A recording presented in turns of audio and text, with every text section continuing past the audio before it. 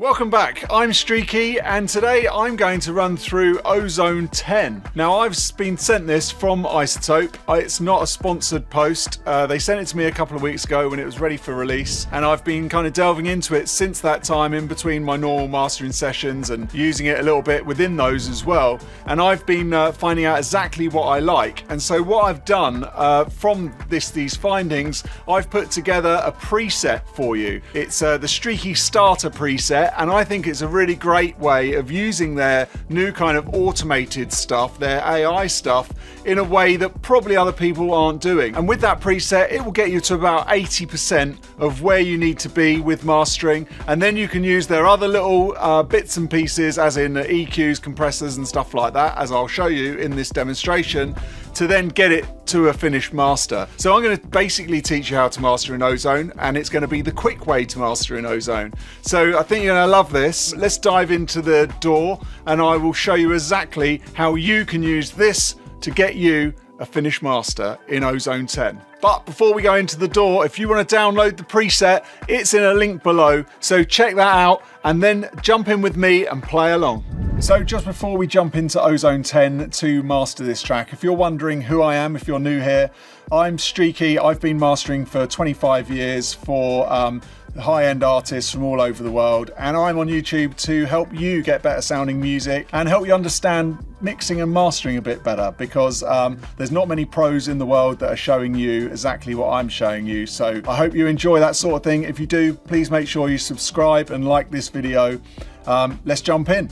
So I've been sent a track in from Roche and it's called Beach Girl, and this is the track we're going to use. Thanks for sending it in, and let's dive in. So here we are inside of Pro Tools. You can do this in any DAW. I'll show you a really simple setup to how you can do this. You basically need two channels. So the first channel is going to be your play channel and the second channel is going to be a record channel. So what I'm doing, I'm just routing this internally through a bus into the record channel so that I can play the track and then record it once it's got its processing on. So I've got Ozone 10 on the play channel, so I'll be able to manipulate the sound. And then I've also put a VU meter on the end of the record channel. The reason for doing this is that I like to see the ballistics of a VU meter. Maybe it's because I'm old, but maybe it's just I like the look of that. So if you haven't got a VU meter, this one's brilliant by Klangheim. I set it to RMS. I like to hit around -8 RMS, so I can just keep an eye on this as I'm mastering to make sure I'm hitting the right level.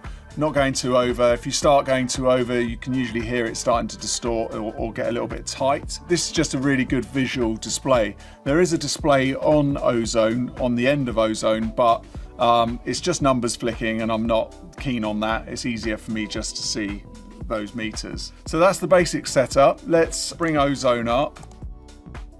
And I've got some basic stuff set up, as I said, but let's listen to how it sounds in bypass so you can hear the track before we dive into it.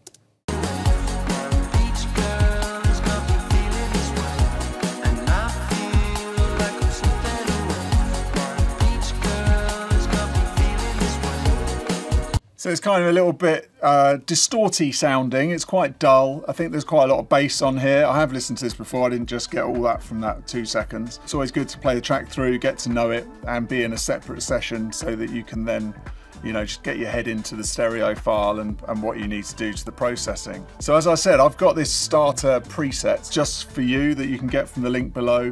And this is using all of their new little features. I won't go into massive detail on all of them. I'm just going to show you how to use this preset. If you want to know how to go into Ozone deep dive, then I do have a course on my site, streaky.com, that goes through every single setting and tells you exactly how I use each of those settings and how I master with it. I'll show you all these things here, but this is going to get you to like 80%, and then you can start adding some other little bits and pieces on, like EQ and compression if needed. It might not need it, and then you're fine. I'm going to start off just with the imager. So the imager comes up in bands. So the imager is basically doing the stereo width. So it will bring the track wider or mono the track. So you have these stereo width things down the bottom here. You can draw the width down, say in the low end, and that will give it more of a mono low end.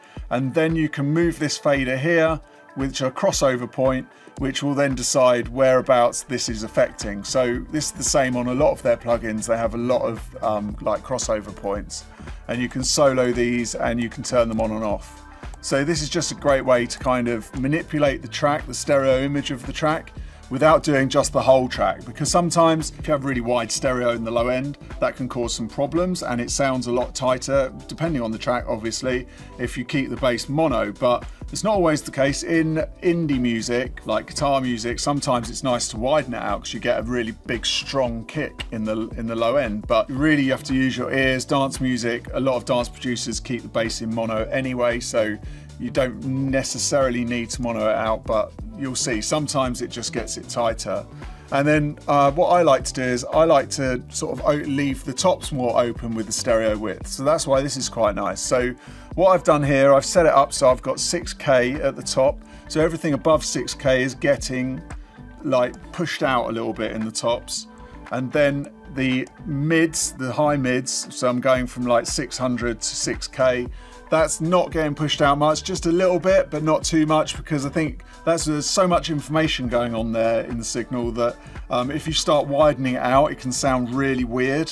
You want that kind of quite directional, because that's how your ear picks up sound well in that area. Again, in the low mids here, just keep it quite steady, and in the middle, because again, the mids are really important, especially the low mids. So that's kind of what I've done here, first of all. So let's just have a little listen before and after.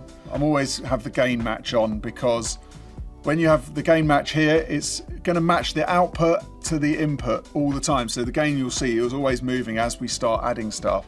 And that's brilliant, because you fool your ear with loudness. So you'll think that something, because it's louder, is sounding better, especially with EQ. That's not always the case. You always need to be bypassing with gain match on, because that way you can hear exactly what you're affecting, because sometimes you might lose the drums, or you might lose the snares, or we might be going too wide in the top, and although it sounds great because it sounds louder and it sounds wider, it might not be right for the track. So when you listen to it, you might be losing something. You might be losing something that was from the original. So that's why you're always bypassing. So let's play it and you'll hear it.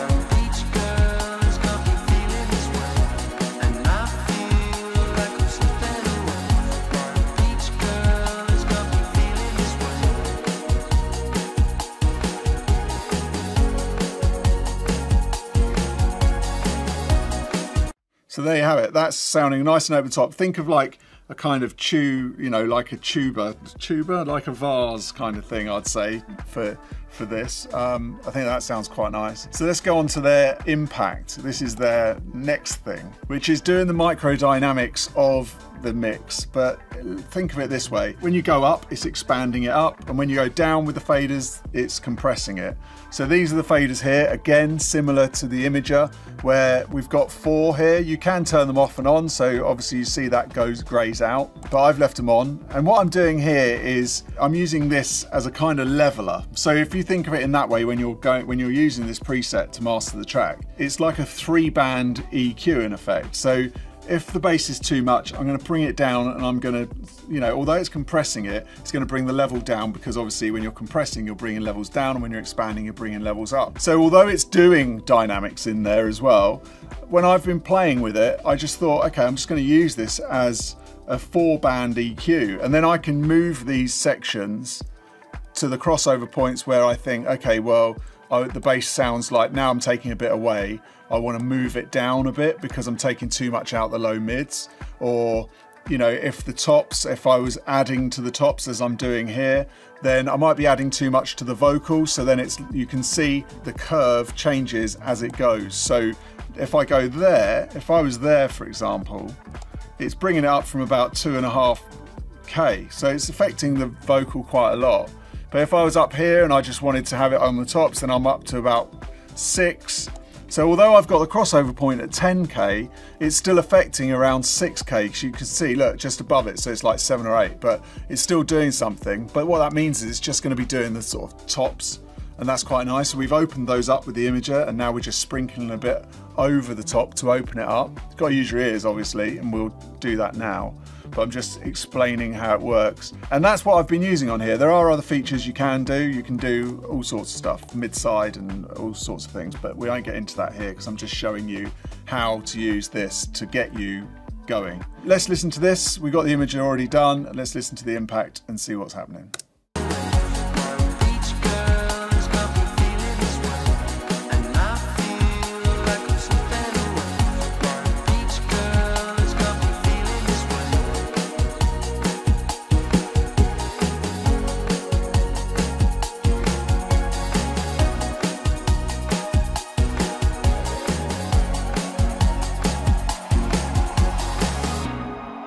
So there you go, you can hear as I pulled up that low mid thing, you could hear it start getting a bit boxy and horrible. So really it's just, you can push it really far just to hear whereabouts you're hitting, and you can solo the sections anyway if you wanted to, so you can hear exactly where these crossover points are working and where they're not. We'll detail into this in a second once we get rolling. So next up, stabilizer.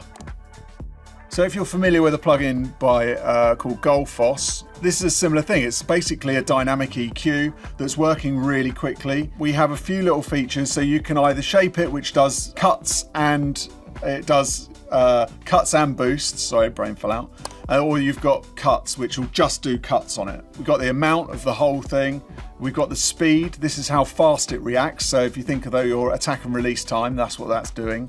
And then sensitivity, this is the amount of nodes that it's going to affect. So you'll see if when you have it on high sensitivity, it's going to do loads of different points. So say it's a 20-point EQ, and then the more the sensitivity goes down, then it goes to like a 4 or a 5. So you're going like that rather than sort of jagged. So that really depends on your ear.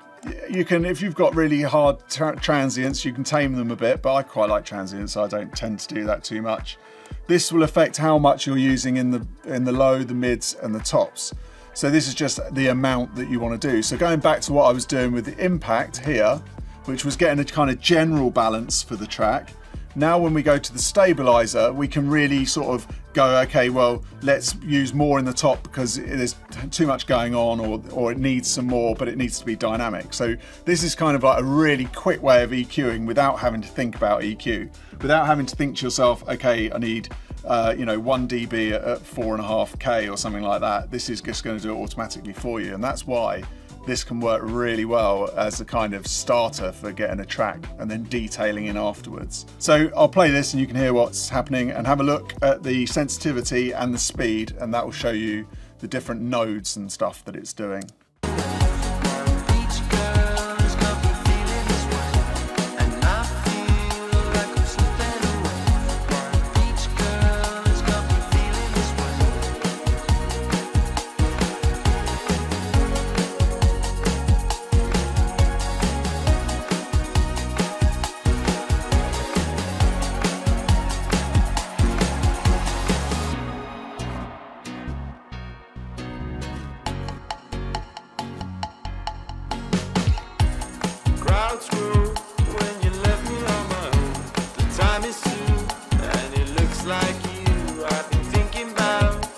So there you can see, as you put the smoothing up, it gets smoother, and as you put the speed up, it gets faster, and the smoothing as you go lower puts more nodes in. So that's how that works. So that's the stabilizer. Now let's move on to the maximizer. Now, if you've not used the maximizer before, this is essentially a limiter. It's a pretty cool one. They've got some new features in it for Ozone 10, which are really nice. So my setting that I use a fair bit is this IRC4. And modern sounds good, but you can listen to those different those different algorithms, I guess, that change it, and they sound different for every track. Threshold obviously does what it says on the tin. I always have the ceiling at -0.1, the fast kind of down. Now these independence things here, I always have those unlinked. I quite like those. Now this soft clip and the transient emphasis, they're actually working before this. I don't know why they've set it up like this. They should have put it around the other way, but I don't know, maybe it looks nicer. But this soft clipper is basically working before the limiter. So this soft clipper's new, I like it, it's good. This mode works well with this track. So if I just play it and you'll see what's happening, I'll take the gain match off for this because I don't want to gain match. What I want to do is I want to just make sure my levels are going to about -8, as I said at the front. So this is where I just set the threshold and listen to the soft clip and see what's happening. So let's do that.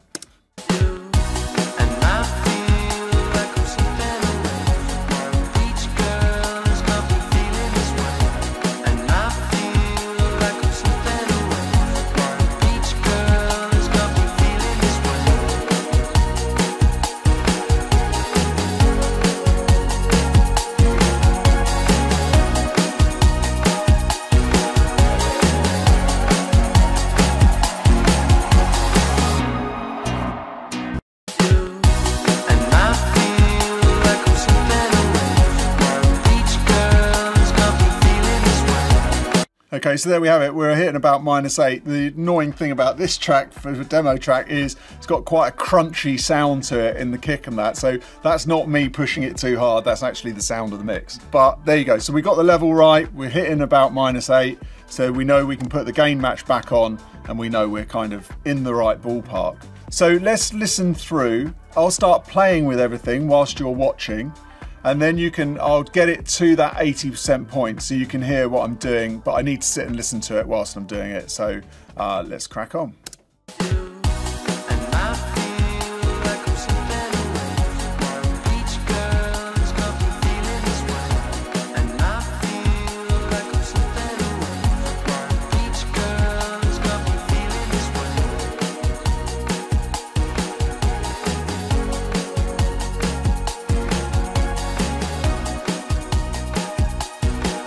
Something I didn't mention about the stabilizer when we were in there is that whilst I was playing with this the other day, I actually preferred it when it was cutting rather than doing the top and the bottom, but that might just be for this track as I was playing with this track at the time.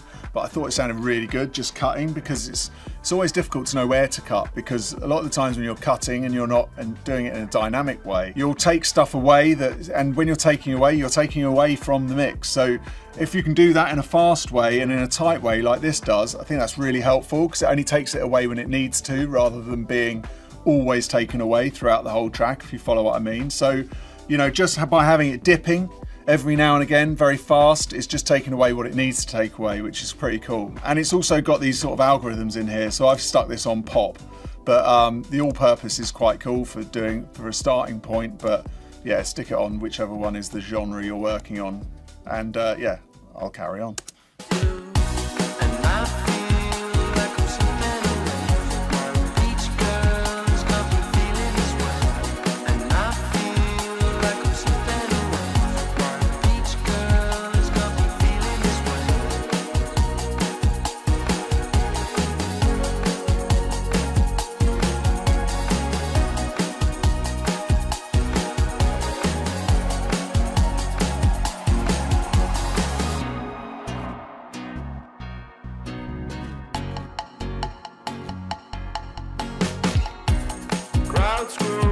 When you left me on my own, the time is soon, and it looks like you I've been thinking about when the girls start complaining like they used to do. If I fall in love with you again, when you hold my hand, it's all in my head, stuck in this. So you can hear the difference that it's making as I'm listening to it in bypass. So I can hear that, okay, I'm not going too bright with it from the original. It's all kind of there, it's coming into the sound. So if I then take the gain match off, we can actually hear exactly how loud it is.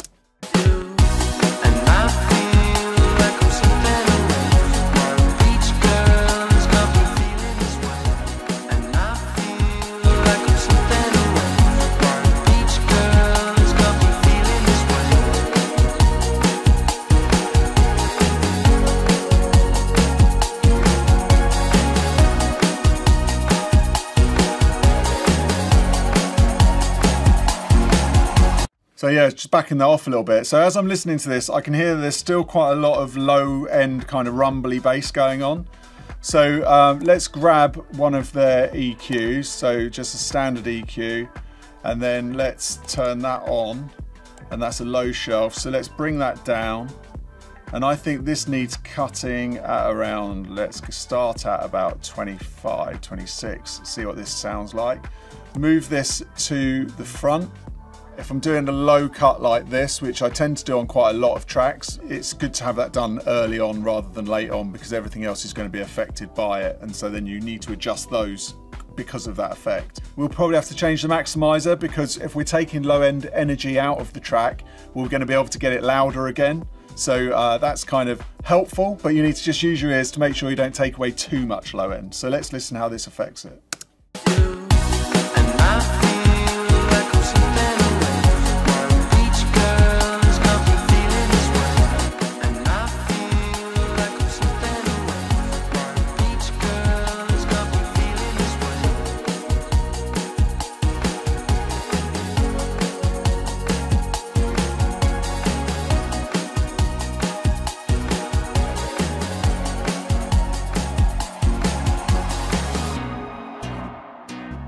So you can hear it's taken away that thud, which isn't very nice. And because it's a pop song, it's kind of quite nice not having so much low end in, because it makes it kind of lighter, makes it tighter in the mids, and it just means that it's got a sort of a more a flavour that's a little bit brighter rather than being a muddy sound, which is kind of not what you want for a pop tune.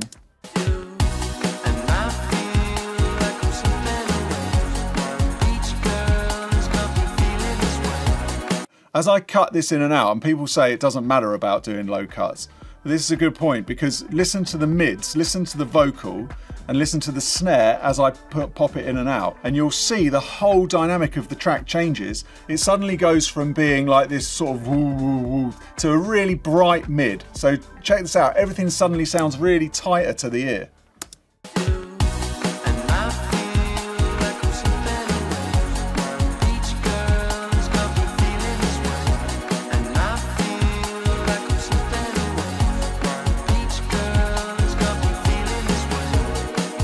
If you didn't put that cut in, you'd probably add to the mids, because you think, oh, I want the vocal to pop out a bit more. But now you don't have to, because you've sorted the low end out.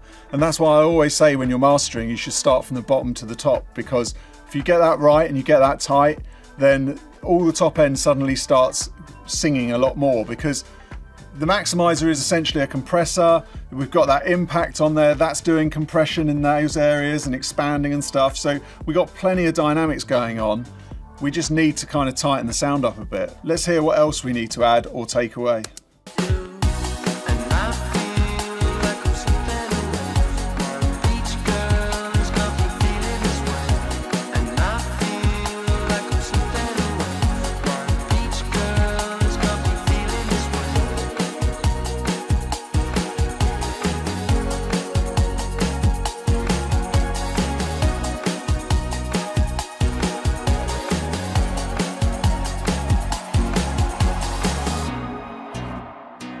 Okay, let's watch the gain now. I just basically changed that a little bit in the highs, because it was quite nice taking a little bit of that tiz out of the high end. That's what this was doing, the stabilizer. Let's just make sure the levels are in the right place.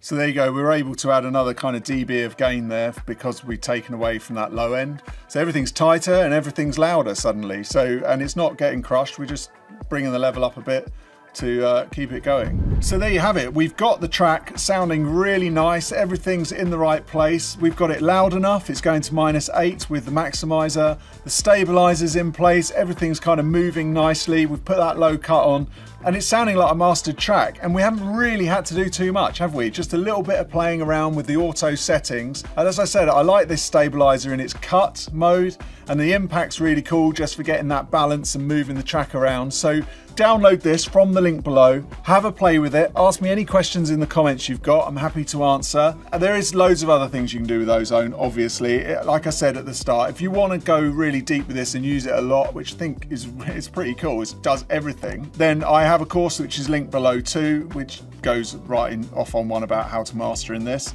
But this will get you going. This preset will get you going. It will get you to 80% of the way there. So I hope you've enjoyed this. I hope you got loads out of it. Don't forget to subscribe to my channel because I'm doing stuff like this all the time. If you've got anything you want me to do a video on, then please let me know in the comments, and I'll see you on the next one. Thanks for watching. Bye.